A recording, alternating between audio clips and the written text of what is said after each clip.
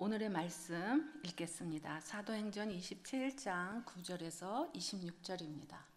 사도행전 27장 9절에서 26절입니다. 서로 교독하겠습니다. 제가 먼저 읽습니다. 많은 시간이 소모되고 금식하는 절기도 지났기 때문에 항해가 위험해졌습니다. 그래서 바울이 사람들에게 충고했습니다.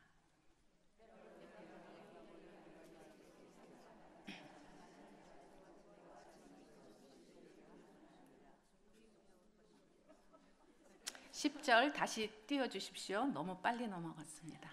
네, 여러분, 내가 보니 우리가 이렇게 계속 항해하다가 재판에 빠지고 배와 짐이 큰 손실을 입을 뿐 아니라 우리 목숨도 위태로울 것입니다. 그러나 백부장은 바울의 말보다는 선장과 선주의 말을 더 따랐습니다. 12절, 그 항구는 겨울을 나기에 적당하지 않았기 때문에 대다수의 사람들이 베닉스에 가서 겨울을 날 수 있기를 바라는 마음에 계속 항해하자고 했습니다. 베닉스는 크레타 섬에 있는 항구 도시로 남서쪽과 북서쪽을 향하고 있습니다.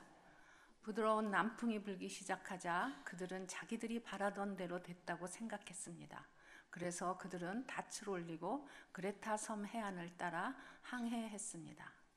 그런데 얼마 지나지 않아 그 섬으로부터 유로글로라는 태풍이 불어닥쳤습니다. 배가 폭풍에 휘말려 방향을 잡을 수가 없었습니다. 그래서 우리는 배가 가는 대로 내맡기고 표류하다가 라구다라는 작은 섬 아래쪽을 따라가면서 간신히 가롯배를 바로잡을 수 있었습니다. 선원들은 그 배를 끌어올리고 아래로 밧줄을 내려보내 선체를 둘러맸습니다. 그대로 가다가는 배가 스르디스 해안에 모래 언덕에 처박힐까 두려워 그들은 닻을 내려 배가 표류하게 했습니다. 몹시 시달리다 못해 이튿날에는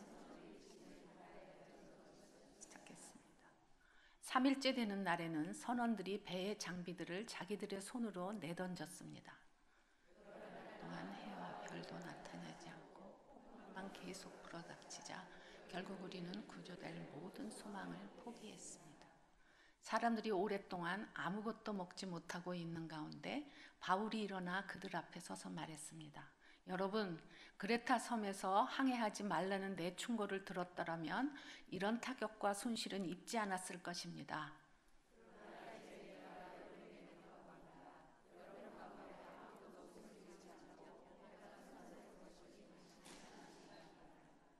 어젯밤 내 하나님 곧 내가 섬기는 하나님의 천사가 내 곁에 서서 두려워 마라. 내가 마땅히 가이사 앞에 서야 한다. 그래서 하나님께서 너와 함께 항해하는 모든 사람들의 생명을 내게 맡겨주셨다라고 하셨습니다. 그러니 여러분 안심하십시오. 나는 하나님을 믿으니 내게 말씀하신 대로 이루어질 것입니다. 그러나 우리는 밀려서 어느 섬에 닿게 될 것입니다. 아멘. 기도하시겠습니다. 하나님, 여러 가지 일들을 뒤로 하고 이 자리에 왔습니다. 주님을 사모하는 마음으로 왔습니다. 그러나 여전히 저희 마음은 여러 가지 일들로 복잡합니다. 이 시간 성령께서 함께 오셔서 부드러운 마음을 주시고 말씀과 함께 할 때에 하나님께서 만져주셔서 말을 잘 알아듣고 그것을 또 마음에 간직한 채 세상으로 나갈 수 있도록 인도하여 주시기를 원합니다. 하나님, 이 가운데 주인 되시고 오로지 주님만이 영광을 받으시기를 원합니다. 감사를 드리며 예수님 이름으로 기도했습니다. 아멘. 자, 오늘은 계속되는 하나님의 돌보심이라는 제목으로 하나님에 대해서 또 하나님의 어떤 분이신지를 배워보도록 하겠습니다. 예수님은 우리에게 두려워 말라, 안심하라 항상 이렇게 말씀에 써놓으셨는데 실제적으로 우리는 왜 이렇게 항상 두렵고 불안하며 항상 근심, 걱정, 불안, 초조해 있는 것일까요? 그 이유는 하나님을 바로 알지 않고 또 하나님을 알려고 하지 않기 때문에 그렇습니다. 그래서 매사에 믿는 사람인데도 안 믿는 사람처럼 매일 똑같이 불안해하는 것이 우리의 현주소입니다. 오늘 본문에 보면 유라굴로 강풍에 막 부는 가운데에 이제 사람들이 굉장히 당황하고 어려운 가운데 있습니다. 이런 가운데에도 하나님의 돌보심이 계속될까요? 또 이 가운데에서 바울은 어떻게 해서 평안을 누릴 수 있을까요? 이것을 오늘 말씀을 통해서 우리가 배워보도록 하겠습니다. 먼저 본문 앞에 어떤 배경 속에 바울이 있었는지를 살펴보겠습니다. 바울이 3차 전도 여행을 다 끝나고 이제 여러 교회를 돌아다니면서 받았던 그 헌금을 가지고 이제 예루살렘 교회로 돌아옵니다. 예루살렘 교회의 담임 목사는 예수님의 동생인 야고보였습니다. 이 야고보 목사님과 또 장로님 앞에서 그동안에 있었던 그 선교 여행의 모든 과정을 이제 보고하게 됩니다. 야고보 목사님이 이렇게 말씀합니다. 이방에 가서도 많은 사람들이 그렇게 예수를 믿게 됐다는 소문을 많이 들었어. 그런데 한 가지 우리한테 문제가 있는 것은 유대의 모든 법, 모세의 율법을 지키지 않는다고도 그렇게 말했다면서요?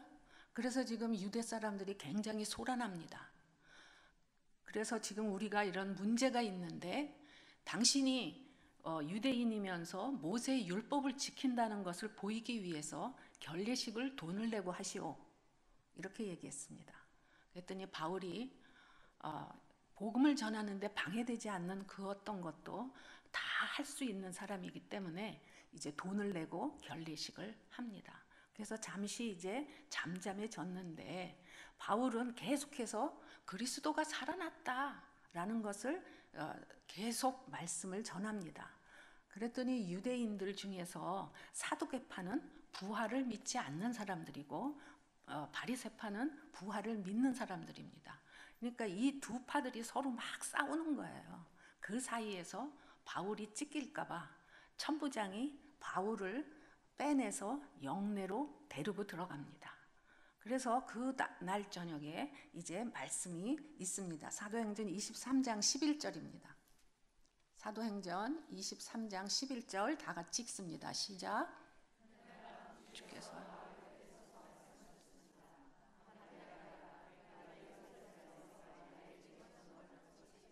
로마에서도 나에 대해 증언해야 할 것이다. 이 말씀이 앞으로 일어날 많은 위기 가운데 있을지라도 바울이 죽지 않는 이유가 됩니다. 이 사도행전을 쓴 누가라는 이 작가는 앞으로 일어나는 사건의 결론을 미리 이렇게 말하고 있습니다. 바울의 조카가 예루살렘에 살고 있었어요. 그런데 이 사람이 이제 바울을 죽이는 음모를 알게 되어서 천부장에게 알려줍니다. 천부장은 바울을 보호하기 위해서 밤중에 이제 예루살렘에서 가이사라로 이제 바울을 후송하여서 그 가이사라에 있는 로마 총독 벨릭스한테 이제 보냅니다. 이 벨릭스라는 사람은 본래는 노예였습니다. 그런데 돈을 많이 들여서 총독 자리를 얻은 사람이죠. 그러니까 굉장히 뇌물과 부패에 쩔은 사람이에요. 바울을 자주 불렀다고 합니다. 그 부른 이유는 뭐냐면 바울이 와서 얘기하는 동안에 나를 좀 풀어주세요 하고 혹시 뇌물을 줄까 하고 자꾸 불렀답니다.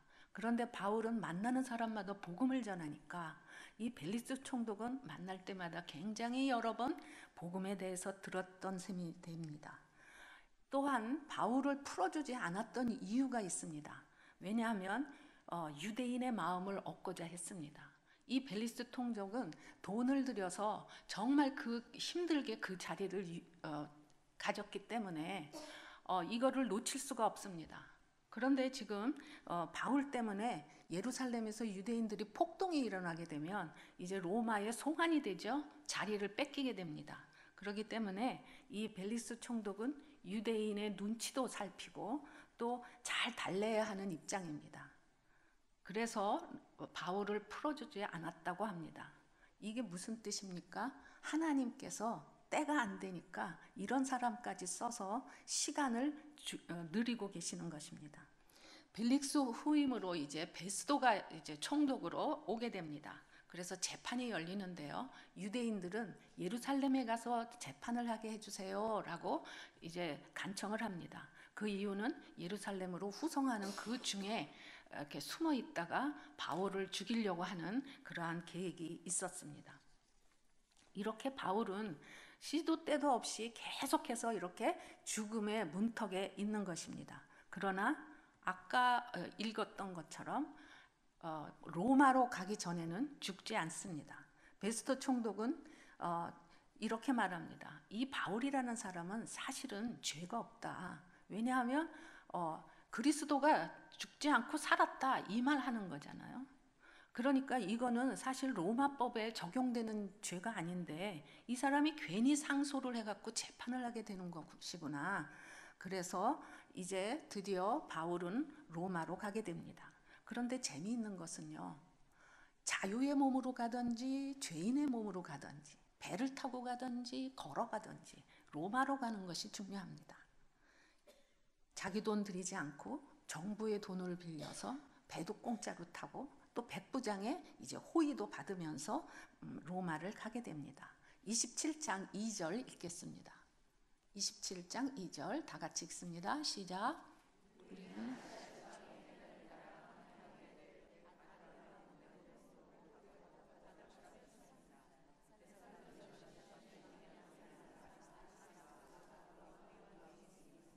네, 여기서부터 이제 우리가라는 말이 나오는데 이것은 사도행전을 쓴 누가를 포함해서 바울과 아리스타고가 동행해서 배에 같이 승선했다는 것입니다. 바울은 이제 죄인의 몸으로 소아시아 해안을 향하는 무역선을 타고 이제 무라라는 항구에 이제 도착합니다. 거기에서 로마로 가는 알렉산드리아 호를 이제 바꿔 타는 것이죠. 당시에 이집트는 곡창지대잖아요. 이집트는 이제 로마의 속국으로 있었기 때문에 거기서 자란 모든 밀을 이제 갖고 옵니다. 그래서 이 알렉산드리아 호 안에는 가득 밀이 쌓여져 있었고요. 이 배는 얼마나 크냐면 42m의 목선입니다. 거기에 276명의 사람들이 타고 있었습니다. 그래서 이러한 대형 수송선이 이제 그 당시에 지중해를 항해할 때는 이런 큰 배를 바꿔 타게 됩니다. 그런데 말씀을 가만히 보면은 거기에 간신이라는 말이 3번이나 나옵니다. 간신히 이렇게 3번 반복하면서 그때의 풍세가 별로 좋지 않다는 것을 말하고 있습니다. 그래서 이 사람들이 겨우겨우 미항에 도착했다고 합니다. 벌써 여기서부터 위험의 조짐이 보이시죠? 이런 배경 가운데 바울이 이제 로마로 어떻게 가게 되는지 그것이 오늘의 본문입니다. 첫 번째로 계속되는 하나님의 돌보심은 결과를 미리 알려주시기 때문에 두려워하지 않을 수 있습니다. 27장 9절에서 12절입니다. 27장 9절에서 11절 다 같이 읽습니다. 시작. 많은 시간이 소모되고 금식하는 절기도 지났기 때문에 항해가 위험해졌습니다. 그래서 바울이 사람들에게 충고했습니다. 여러분, 내가 보니 우리가 이렇게 계속 항해하다가는 재난에 빠지고 배와 짐이 큰 손실을 입을 뿐 아니라 우리 목숨도 위태로울 것입니다. 제 말을 더 따랐습니다. 12절까지 읽겠습니다. 12절 네, 그 항구는 겨울을 나기 적당하지 않기 때문에 대사시의 사람들이 베닉스에 가서 겨울을 날 수 있기를 바라는 마음을 했습니다. 그레테 섬인 항구 도시로 남자.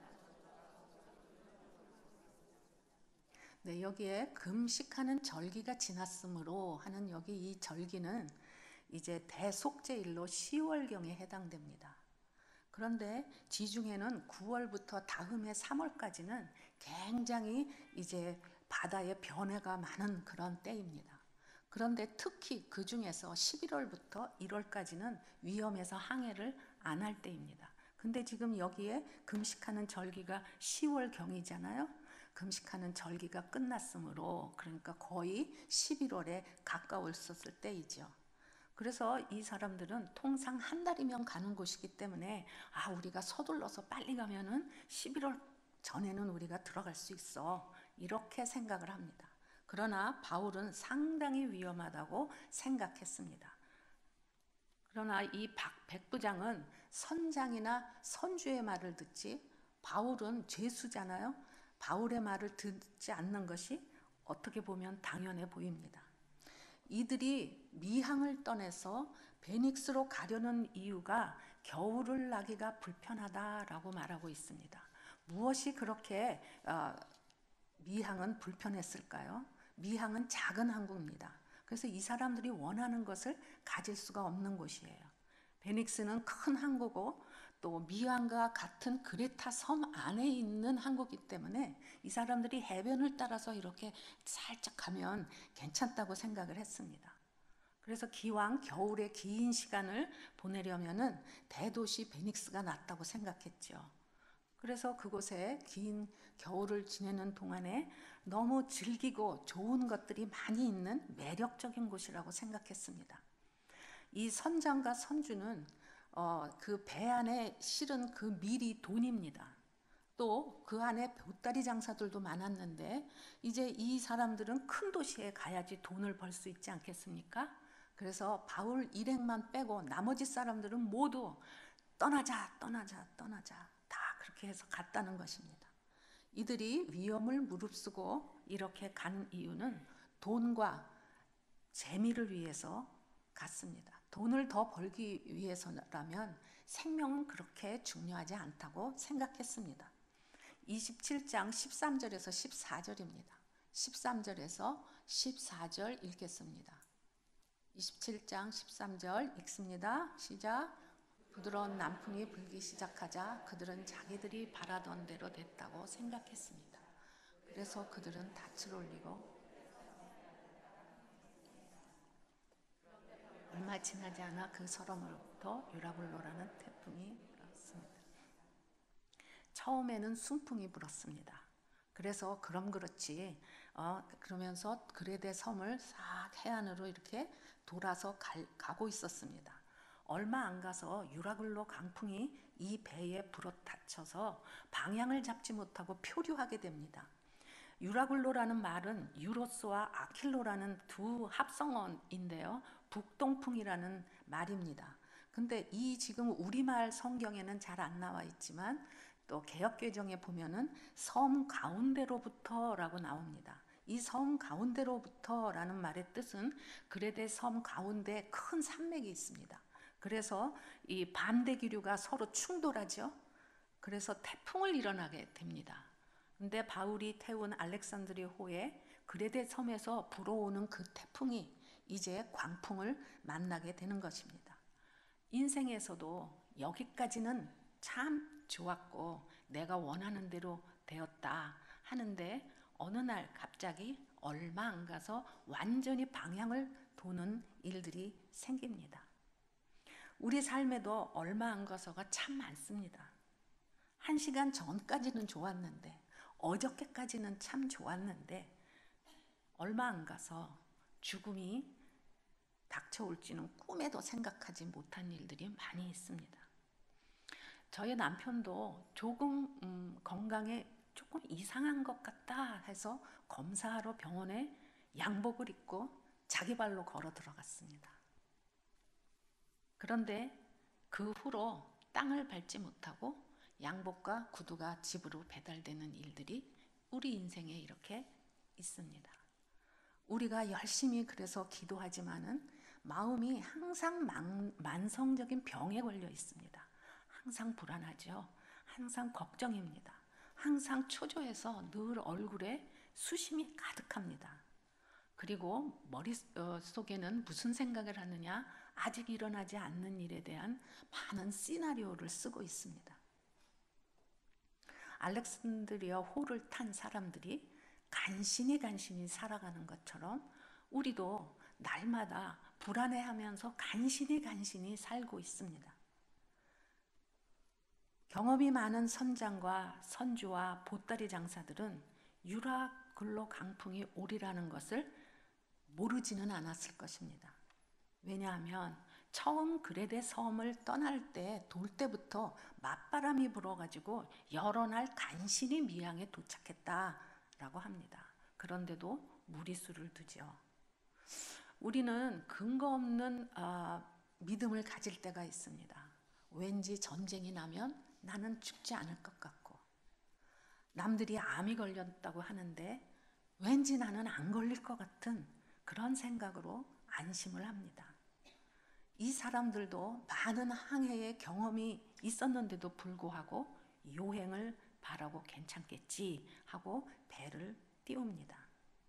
저의 인생도 뒤를 돌아보면 여러 번 하나님이 사인을 주셨는데 괜찮겠지 하면서 소홀하면서 그럭저럭 매일매일 시간을 보내면서 참 안일하게 살았습니다.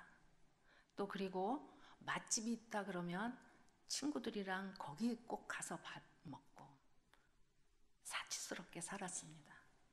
왠지 마음속에는 항상 이렇게 흥청망청 살아도 되나 하는 생각을 여러 번 가졌습니다. 그렇지만 그냥 그럭저럭 또 살았습니다. 하나님께서 성경에 어떻게 살면 되는지 말씀을 이미 써놓으셨고, 또 돈을 따라서 육신의 즐거움을 따라서 살면 어떤 결과가 나온지를 다 써놓으셨습니다. 그런데도 불구하고 무리수를 쓰는 것입니다. 15절부터 19절 읽겠습니다. 15절부터 19절 읽겠습니다. 시작.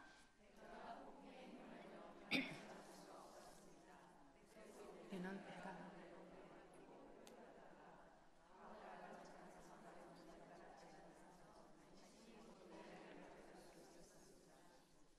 선원들은 그 배를 끌어올리고 아래로 밧줄을 내려보내 선체를 둘러맸습니다.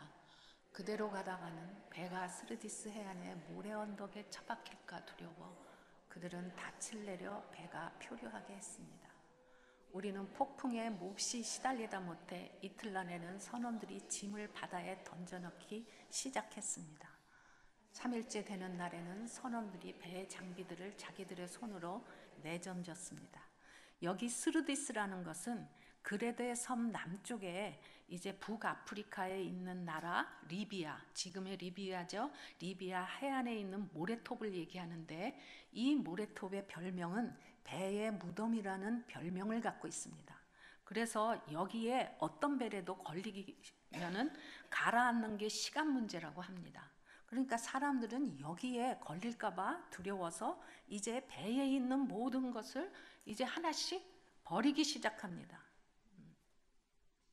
그래서 배에 굉장히 중요한 게 연장이잖아요. 근데 이 연장도 버리고 배가 가는 대로 놔둘 수밖에 없었습니다. 갑자기 어려운 일이 생기면은 그동안 해왔던 경험, 또 나에게 힘이 되었던 것들, 나의 소유를 놓을 수밖에 없습니다. 결국 나에게 있던 것을 다 버려야 될 때가 옵니다. 배에 없어서는 안 되는 기구까지 이제 버리게 되었습니다. 27장 20절에서 21절 읽겠습니다. 20절에서 21절입니다.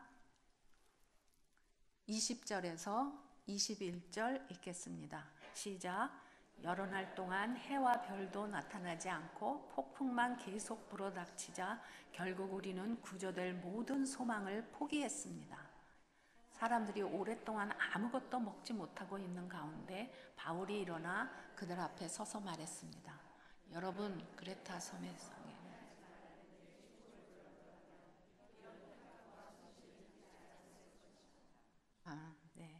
완전히 암흑 속에 이제 있는 것이죠. 그리고 여러 날 동안 굶어서 먹지 못했습니다. 당시에는 나침판이 없었기 때문에 해가 뜨든지 별이 뜨든지 하면 이것을 보고 이제 방향을 알 때입니다. 그런데 그런 것들이 다 없습니다. 그리고 뭐만 있냐? 풍랑이 여전히 그대로 있습니다. 그리고 여전히 깜깜합니다. 여기가 어딘지, 어디로 가는지 전혀 방향도 모르고 모두 포기한 상태입니다. 이렇게 살 소망이 없는 가운데에 죽을 날만 기다리는 신세가 되었습니다. 바울이 모든 것을 포기하고 이제 선교를 위해서, 하나님을 위해서 삶을 살겠습니다 라고 이렇게 얘기하면 하나님께서 로마에 아주 곱게 데려다 주시면 얼마나 좋습니까? 그런데 이 배 안에 있는 사람들은 예수님을 믿든지 안 믿든지 모두 폭풍 후에 고생을 하고 있습니다. 예수님을 믿는 사람도 이 배 안에 있는 이상 똑같이 고난을 겪게 됩니다. 예수를 믿는다고 하나님께서 고난을 면제해 주지 않으십니다. 여러분들이 이미 다 잘 알고 계실 것입니다. 이 상황은 마치 항상 사건 사고가 터지는 이 세상과 너무나 닮았습니다. 갑자기 당하는 고난 가운데 지금쯤 어디에 가고 있는지, 이게 어디인지, 왜 이렇게 이 고난은 긴지 전혀 소망이 없이 방향을 모르고 표류하는 배와 같습니다. 바다에 이렇게 폭풍을 칠 때 바다만 요동하는 것이 아니라 사람들의 마음도 요동을 칩니다. 바울을 로마에 보내겠다고 하신 하나님께서 왜 이렇게 여러 날 암흑 가운데 두시고 모든 것을 포기하게 하시는가요? 하나님을 모르는 이 배 안에 있는 영혼들에게 하나님은 내가 너의 아버지다 라는 것을 가르쳐 주고 싶으십니다. 하나님은 아직 진정한 아버지가 누구이신지 모르는 이 사람들을 여전히 사랑합니다. 그들의 영혼에 관심이 있으신 것입니다. 요한복음 20장 31절입니다. 요한복음 20장 31절 다 같이 읽습니다. 시작. 그러나 이것들이 기록된 목적은 여러분들로 하여금 예수가 그리스도이시며 하나님의 아들이심을 믿게 하고 또 믿어서 예수님의 이름으로 생명을 얻도록 하기 위함이다. 이미 믿는 사람들에게는 더욱 믿음을 강하게 하고 믿지 않는 사람들에게는 영생이 있음을 알게 하기 위해서 성경을 써놨다라는 것입니다. 그러므로 이 고난은 죽을 일이 아니라 하나님께서 폭풍을 일으키신 그 이유가 살리기 위해서다라는 것입니다. 여러분들 각자에게 일어난 모든 고난은 죽으라는 얘기가 아니라 살기 위해서입니다. 그것을 여러분들이 꽉 믿고 아멘으로 받으셔야 합니다. 결과는 살아날 것이기 때문에 그러기 때문에 두려워하지 말라라고 말합니다. 고난이 여러분들 있습니까? 그러면 그 고난에 같이 들어가게 한 그 사람을 미워하지 마시고 에너지를 낭비하지 마시고 하나님께서 그 영혼을 살리시려고 하는구나 라고 믿으시면 됩니다. 중요한 운동 경기가 있습니다. 실시간으로 볼 때는 굉장히 긴장하고 질까봐 조마조마합니다. 그러나 경기가 끝나서 결과를 이미 안 후에 경기를 보면 그 사이에 위기가 있어도 전혀 불안하지 않습니다. 왜냐하면 이길 것이기 때문에 그렇습니다. 바울은 이 고난의 결과를 예수님께서 알려주셨기 때문에 담대히 말할 수 있는 것입니다. 우리도 이미 성경 말씀을 읽고 결과를 아는 자들입니다. 그렇습니까? 아멘입니다. 네. 그래서 하나님의 관심은 이렇게 탐욕으로 허덕이고 있는 그 배 안에 있는 사람들에게 폭풍우가 불어서 삶의 밑바닥을 흔들어 놓습니다. 그래야 인간은 하나님을 한번 쳐다보고 생각해 보는 존재입니다. 우리의 삶이 바닥부터 이렇게 흔들리는 것은 하나님께서 당신의 자식들을 부르시는 것입니다. 하나님의 부르심에 이렇게 반응한다면 앞이 안 보이는 이런 두려운 상황에서도 결과를 알 수 있게 되고 우리를 돌보시는 하나님을 볼 수 있게 됩니다. 두 번째로 계속되는 하나님의 돌보심은 안심하게 되어서 두렵지 않게 하십니다. 27장 22절에서 24절 읽겠습니다. 22절에서 24절 다 같이 읽습니다. 시작.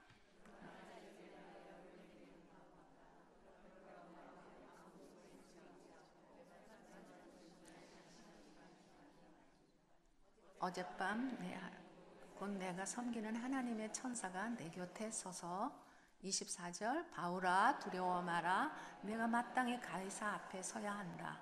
그래서 하나님께서 너와 함께 항해하는 모든 사람들의 생명을 내게 맡겨주셨다라고 하셨습니다. 이때에 바울이 안심하라 죽지 않을 거라고 이제 사람들에게 말합니다.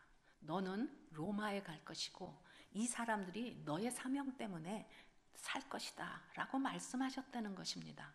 그러니 안심해라 라고 말합니다. 누가 이 말씀을 했느냐가 중요하죠. 하나님의 사자가 말씀하셨으니 보증수표다 라고 담대히 말합니다. 그런데 현재 상황은 어떻습니까? 나아지기는커녕 아직도 흑암에 있고 폭풍우는 여전합니다.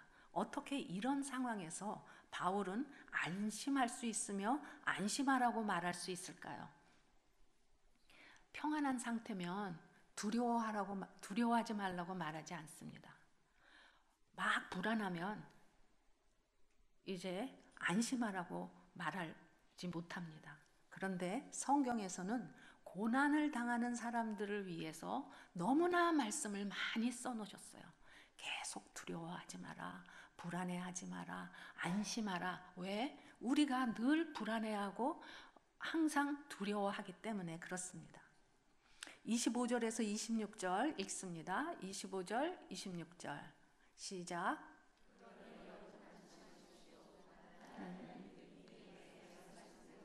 이루어질 것입니다. 그러나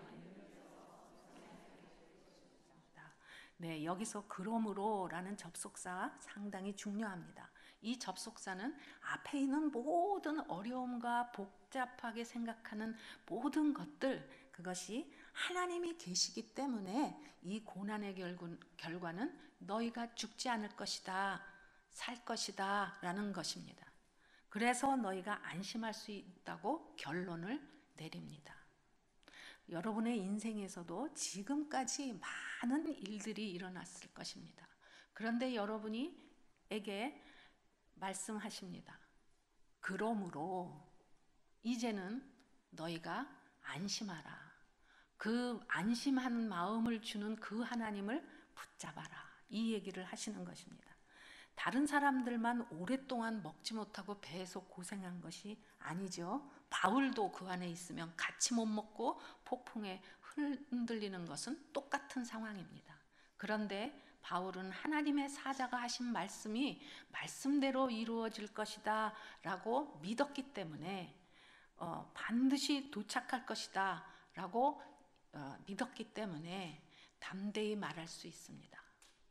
여러분들의 인생에도 지금 현재도 풍랑이 일면서 흔들흔들하고 있을 것입니다. 그런데 배 안에 탄 사람과 바울의 다른 점은 무엇입니까? 바울은 말씀을 믿었다는 것입니다. 말씀을 믿는 사람은 배가 흔들려도 살 것이라는 것 때문에 안심을 할 수 있는 것입니다. 여러분 한 분 한 분이 그런 분이 되기를 기도합니다. 이 알렉산드리아 배와 같은 이 세상의 유라굴로 강풍은 언제나 올 수 있습니다. 그러나 위기 앞에 나의 태도는 세상 사람과 달라야 합니다. 왜냐하면 하나님이 우리의 아버지이시고 나는 그분의 딸, 그분의 아들이라는 것이기 때문에 그렇습니다. 이런 때를 위해서 이 땅에 사명자로 살라고 보내진 사람이기 때문에 그렇습니다. 하나님은 우리에게 고난을 넘어서 바라보게 하시는 눈을 저희에게 주시고 절망 가운데 있는 사람에게 위로할 수 있는 여유를 가진 자가 되기를 기대하고 계십니다. 여기에 이 예배를 드리시면서 하나님을 사모해서 이 자리에 앉아 있는 한 분 한 분에게 하나님은 다 기대를 하고 계세요. 왜냐하면 거기에 속해 있는 공동체에 내가 사명자로 임명되었고 위로자로 하나님께서 부르셨기 때문에 그렇습니다. 그런데 문제는 우리가 믿음이 없죠. 그래서 두려우니까 자꾸 잔소리를 합니다. 그리고 안심을 시키기는커녕 오히려 불안을 조장합니다. 그렇죠? 그리고 계획대로 안 된다고 서로 예민해서 싸우는 것이 우리 날마다의 삶이죠. 믿는 사람도 별다를 게 없다는 것을 자녀들에게 증명을 시키고 있습니다. 그래서 대학을 가면 아이들이 다 교회를 떠나는 이유가 뭐겠습니까? 남편은 경쟁하는 사회에서 가족을 위해 돈을 벌어야 하기 때문에 하고 싶은 말도 못하고 참고 있느라고 얼마나 힘든지 생각 같아서는 당장 때려치고 싶은데 아이들을 대학을 보내야 되는 거예요. 그래서 그 속이 어떻겠습니까? 나이는 자꾸 먹어가서 여기저기서 레이오프 당한다는 소식도 들려오는데 참 힘듭니다.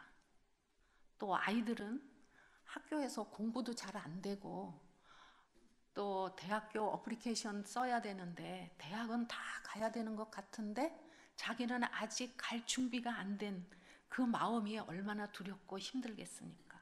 그런데 우리는 잘 이해하지 못합니다.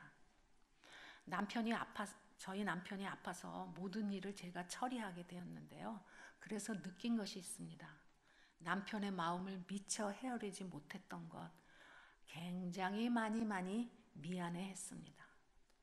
가족들을 위해 사느라고 그 책임감에 말도 못하고 또 어려서부터 남자는 울면 안 돼. 그러니까 이 남자가 울지도 못하고 그렇게 살았으니 얼마나 두려웠겠습니까?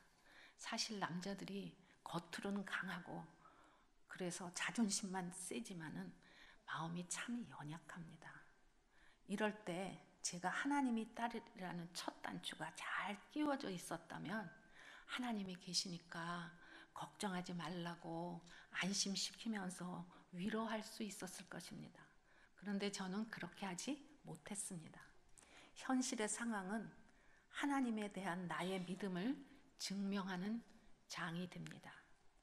믿음이 없었던 저는 그런 좋은 시간을 놓치고 세상을 바라보면서 더욱 불안을 조장하는 사람이었습니다.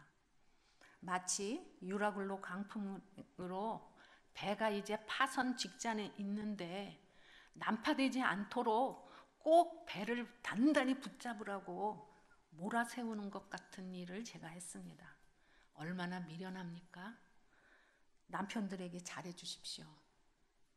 자녀들에게 잘해 주십시오.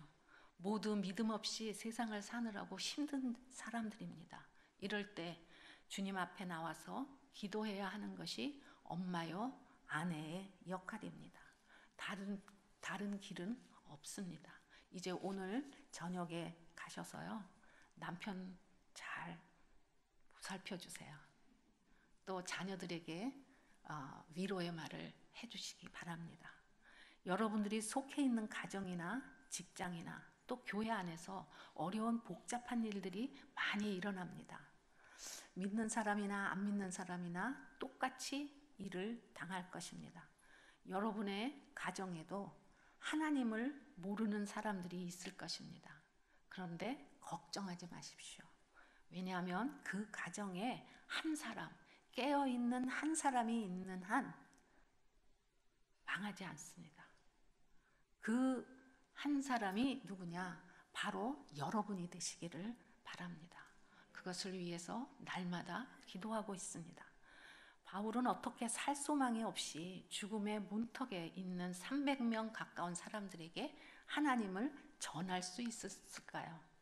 다 자기의 반대 사람입니다. 거기서 어떻게 담대히 하나님을 전할 수 있었을까요? 바울은 배 타기 전에 이미 하나님과 친밀한 관계 가운데 있었던 사람입니다. 그래서 하나님이 말씀하시면 주파수가 잘 맞는 사람이기 때문에 고난 중에도 하나님의 말씀을 전할 통로가 되었습니다. 여러분이 날마다 살 때에 하나님과 이 교통이 잘 되는 이렇게 훈련이 돼 있는 사람은 고난을 당해도 두렵지 않습니다. 잘 넘어갈 수 있습니다. 그런데 평소에 연속극 보고 잘 놀고 맛집 찾아가고 이런 식으로 살면 고난이 왔을 때 저처럼 고생합니다. 하나님은 저에게 여러 번 성경을 읽게 하셨고 또 가르치는 기회를 주셨습니다. 때마침 좀 말귀를 조금 알아들을 쯤 해서 저에게 고난이 온 것입니다. 하나님은 아버지는 정말 좋으신 분입니다.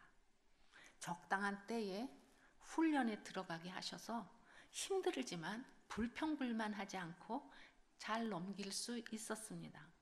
하나님이 이렇게 나를 준비시키시고 함께 고비를 넘기시며 함께 해주시는 그런 사랑의 아버지이십니다. 고난을 바라보지 마시고 하나님을 바라보셔야 합니다. 어떻게 하나님과 주파수를 맞출 수 있을까요? 성경을 읽으면 하나님의 마음을 알 수 있습니다. 우리가 시간을 들이지 않고 어떻게 하면 쉽고 빨리 성경을 읽을 수 있을까? 저도 궁리를 많이 했습니다. 그런데 지름길은 없습니다. 왜냐하면 사람과 친하려고 해도 밥도 같이 먹고 얘기도 많이 하고 시간을 많이 투자해야 합니다. 그래야 이렇게 친해지는 것처럼 하나님과의 관계도 그렇습니다. 하나님과 친밀한 관계를 하려고 해도 시간이 많이 필요합니다. 말씀을 오래도록 읽고 곱씹어서 음미할 시간이 우리에게 필요한 것입니다. 우리에게 때로는 어려운 일이 생깁니다. 이럴 때 여러분 당황하지 마십시오. 하나님은 한 사람 한 사람의 영혼에 관심이 있으셔서 진행을 하고 계십니다. 어려움이 오면 남편과 자녀와 직장 동료를 부르시는 하나님의 음성이라고 믿으시면 고난을 잘 넘길 수가 있으십니다.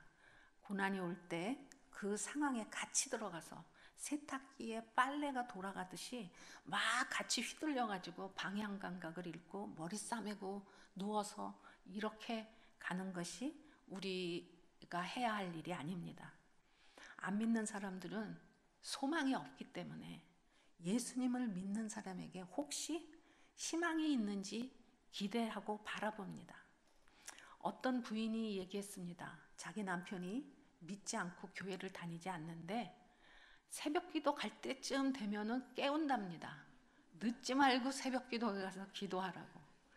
우리에게 그렇게 기대하고 있습니다. 이때 여러분이 할 일이 있습니다. 이렇게 요동치는 그들의 마음에 하나님이 계시다고 말해 주어서 안심시키는 것입니다. 사실 우리도 두렵습니다. 사실 우리가 하나님을 다 압니까? 다 모르죠. 그러나 하나님은 내가 이렇게 안심하라고 선포할 때 이 말이 나의 행동과 태도를 이끌어가게 하십니다. 동시에 나도 더욱 하나님을 알게 되는 유익이 있고 위로할 수 있게 됩니다. 세 번째로 계속되는 하나님의 보호하심은 고요함 가운데 두려움을 이기게 하십니다. 폭풍이 불 때 가장 안전하고 고요한 것이 폭풍의 눈입니다. 두꺼운 구름으로 둘러싸여 있는 열대 저기압 가운데 있는 맑게 갠 무풍지대를 폭풍의 눈이라고 합니다. 주위에는 폭풍들이 막 일어나가지고 난리인데 그 폭풍의 눈은 바람이 불지 않고 평안하다고 합니다. 폭풍을 일으키시고 또 잠잠케 하시는 분이 하나님이십니다. 여러분 가운데 고난이 일어나는 것 사탄이 하는 일이 아닙니다. 감히 어떻게 주님의 자녀에게 그렇게 합니까? 그렇게 하지 못합니다. 여러분의 고난은 하나님이 폭풍을 일으키시고 잠잠케 하십니다. 시작도 하시고 끝도 내시는 분이 하나님이십니다. 폭풍의 한가운데 있으면서 원심력이 되시는 하나님을 붙드신다면은 마음의 중심을 잃지 않고 하나님이 하시는 일을 가만히 볼 수 있는 실력이 생깁니다. 나에게만 고난이 있고 왜 저 친구들은 저렇게 금방 일이 해결될까? 왜 나한테는 기적이 일어나지 않는가? 하나님이 나를 버리셨나? 이런 의심을 할 때가 있습니다. 그런데 고난이 있으면 하나님이 안 계시고 기적이 일어나면 하나님이 계시다고 생각하지 마시기 바랍니다. 그 고난과 이적으로 하나님을 판단하려는 오류를 범하지 마시기 바랍니다. 하나님은 그러한 우리의 인간의 생각 정도 갖고 왔다 갔다 하시는 분이 아니십니다. 디모데후서 1장 12절 읽겠습니다. 디모데후서 1장 12절입니다. 시작.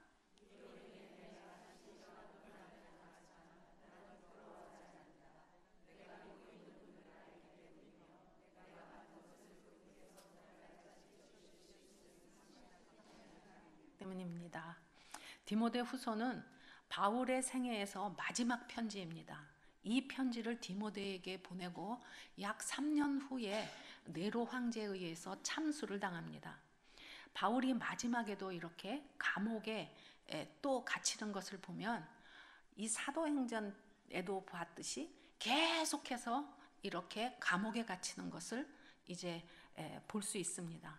비록 고난을 받지만 내가 믿는 하나님은 내가 알고 신뢰하는 것은 나에게 맡겨진 일을 그분께서 끝까지 하도록 도우실 것이라고 이야기합니다. 이 바울은 자기가 숨겨야 할 것을 미리 내다보고 쓴 내용 같습니다. 그러니까 바울은 그 결과를 이미 다 알고 있는 사람이죠. 우리에게도 각자에게 맡겨진 일이 있습니다. 하나님을 꽉 붙드시는 한 하나님은 그 일을 끝까지 하실 것입니다. 그런데 그 시간은 어떤 사람은 1년이 되고 어떤 사람은 10년이 되고 어떤 사람은 15년이 됩니다.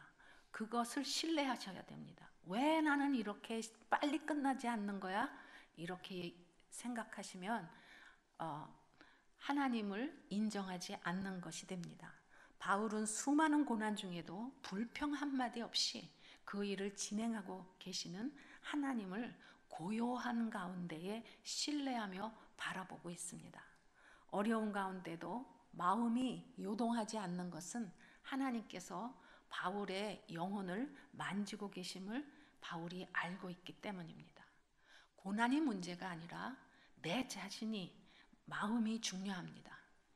고난 가운데 요동치는 내 마음인가? 그것을 생각해 보셔야 합니다. 이런 하나님을 알고 느끼고 바라보면서 폭풍 가운데서 고요한 가운데 마음의 평정을 유지할 수 있는 저희들이 되겠습니다. 계속되는 하나님의 돌보심은 결과를 알게 하시고 안심하게 하시고 또 고요한 가운데 두려움을 이기게 하시는 하나님이십니다. 아멘. 찬양 하나 부를 수 있을까요? 부르겠습니다.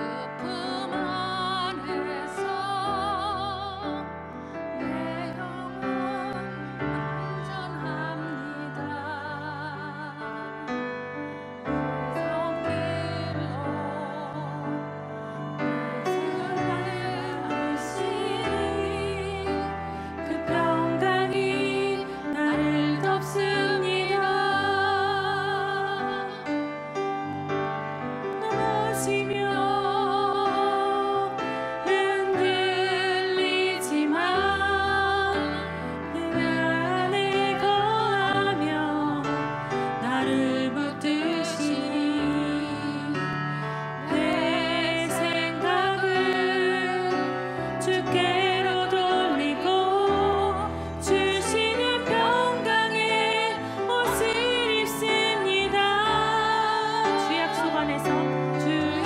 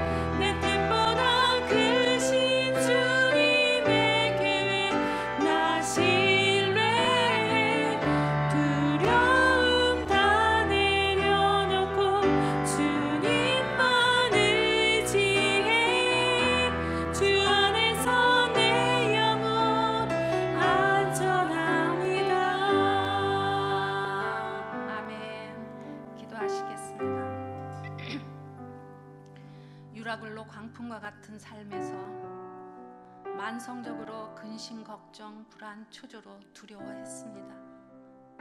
뒤를 돌아보니 위로하기는커녕 오히려 불안을 조성한 자입니다.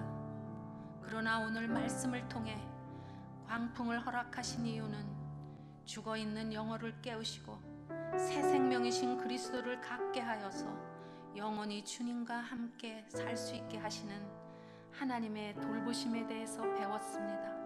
하나님 아버지, 정말 부족한 저희들을 깨워주시고 보호하여 주신 주님께 감사를 드립니다.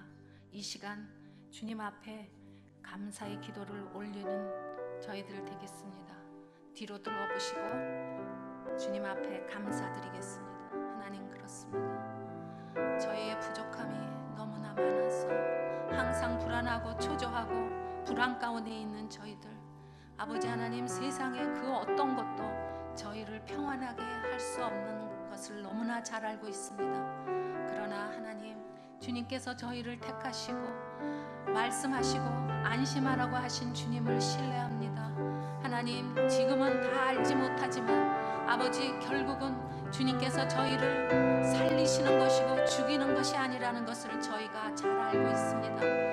아버지 하나님, 이 말씀을 의지하여서 주님만 바라보고 나아가겠습니다. 아버지, 저희를 붙들어 주시고 인도하여 주셔서 날마다 제가 속해 있는 공동체 안에서 하나님, 그것을 잘 전할 수 있도록